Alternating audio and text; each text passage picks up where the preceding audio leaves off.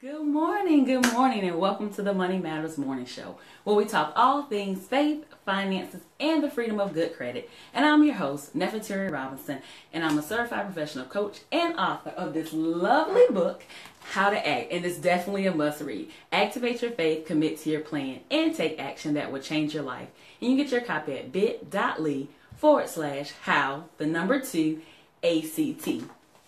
And so I help professional men and women just like yourself who have made good money, but for whatever reason, you've had some credit challenges. So through my personal credit concierge service, I help you to increase your score and also get you saving, getting with a budget that you can live with, and also a plan to help you pay off your debt so you can buy the things you want without it costing you an arm and a leg. And so today on the Money Matters Morning Show, we're going to talk about lending money to friends and family. So the title said, just say no. So that's kind of like my hard, fast rule that, you should just say no. But to reintroduce myself to some and to introduce myself to others, let me give you a little bit about my background.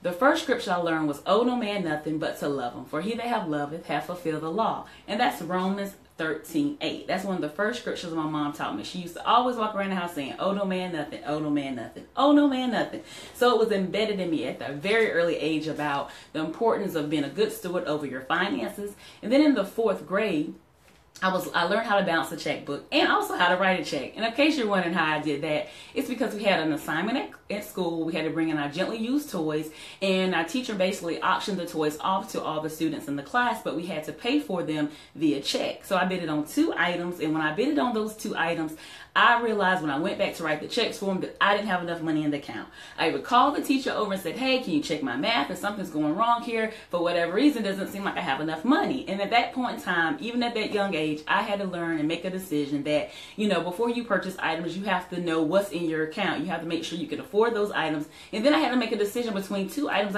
I generally really wanted, because I can only really afford one.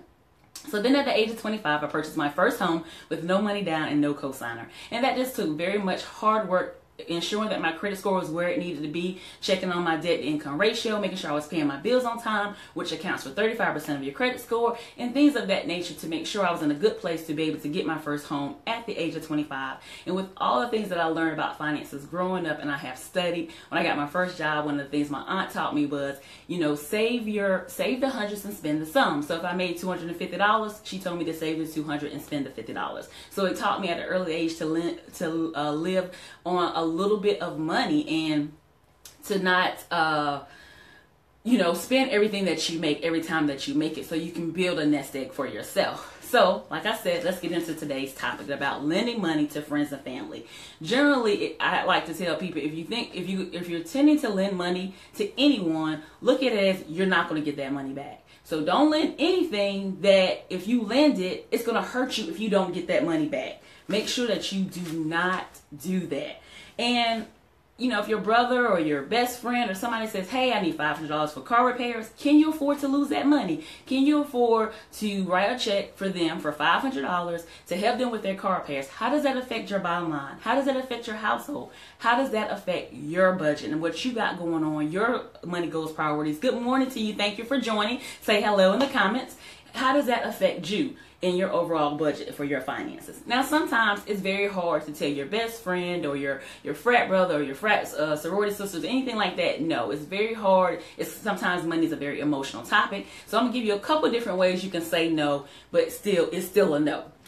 So that's not in my budget is one. Somebody said, hey, I need $100 to pay this. Can you give it to me? Say, you know what? I'm sorry. It's just not in my budget to be able to, give you that $100. Another thing you could say is, like I said, stick to the hard, fast rule, that I don't lend money. When I first got married, me and my husband had that conversation. We talked about, what monies we might be paying for, other family members, if we were paying any bills for other family members. And we also talked about, things like borrowing money when it comes to friends and family. Are we going to do it?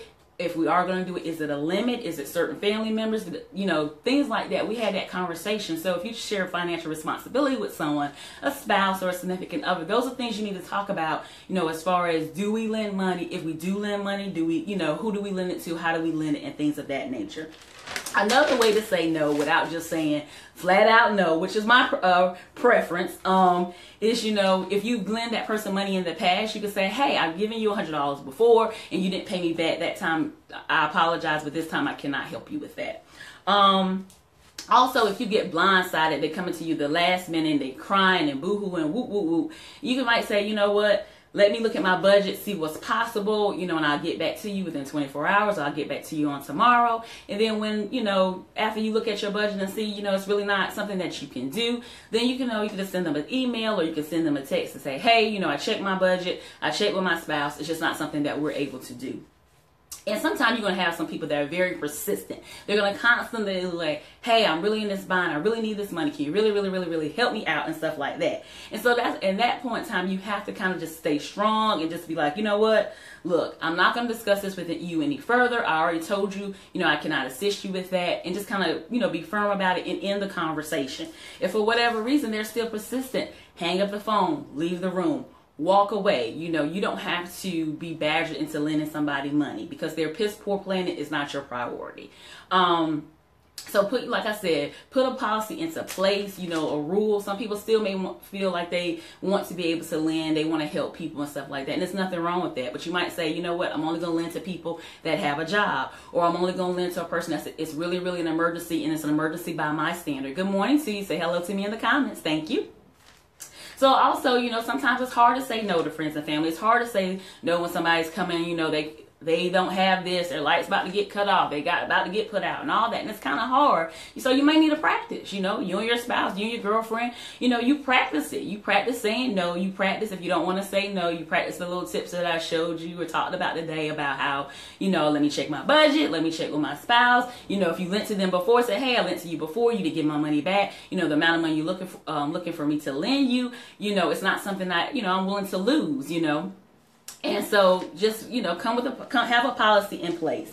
Now, this other option is not an option that most people want to deal with, and that's getting a promissory note and getting it notarized. So if you do decide you want to lend somebody some money, friends or family or whomever, coworker or whatever, get a promissory note, get it notarized. Be very specific in how you want to be repaid back. Don't just say, oh, pay me back as soon as possible, because your soon as possible may not be the same as the person you're lending to soon as possible. Be very ironclad when it comes to how you want to get paid back. Also, you may want to even put a little disclaimer in there that says, you know what, if you don't repay me back, don't ever ask me for money again. But the thing about having a promissory note, it's definitely for law. But do you want to take your friends or family to court? If that's not something that you're willing to do or even want to do, then just don't lend money. Just don't do it. Just say no. So I hope this topic has been helpful for you today. Please tag and share this. If you have any topics or any question when it comes to your personal finances, saving, budgeting, eliminating debt, increasing your credit score, or anything about credit, feel free to DM me. I would love to put it on the Money Matters Show. And you can catch me here every Monday morning at 9 a.m. Eastern Standard Time on the Money Matters Morning Show, where we talk all things faith, finances, and the freedom of good credit. You can also follow me on Instagram as well as Facebook at Nefateria Robinson. You can follow me on Twitter at ACT with Nef. I thank you for the love. I thank you for the shares. I thank you for the support. And remember, owe no man nothing but to love him. For he that hath loveth hath fulfilled the law. Have a blessed day. Bye.